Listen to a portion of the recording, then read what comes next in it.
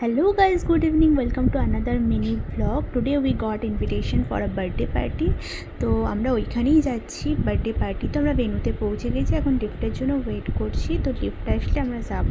Actually ভেন্যুটা হচ্ছে 7th ফ্লোরে রয়েছে, তো আমরা 7th ফ্লোরে যাব লিফটে করে। ফাইনালি আমরা পৌঁছে গেছি। আর এখানে চলছিল হচ্ছে ম্যাজিক শো। তো বাচ্চারা খুবই এনজয় করছিল।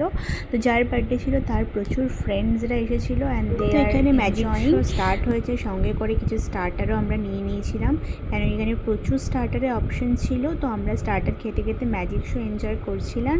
আর আফটার দ্যাট আমরা কিছু লোকজনের সাথে কথাও বলছিলাম, কেন কি আমাদের সোসাইটির প্রচুর লোক এখানে এসেছিলো। তো তাদের সাথে একটু গল্পও করছিলাম, তারপরে একটু বসেও ছিলাম স্টার্টার খেতে খেতে ঘুরতে ঘুরতে।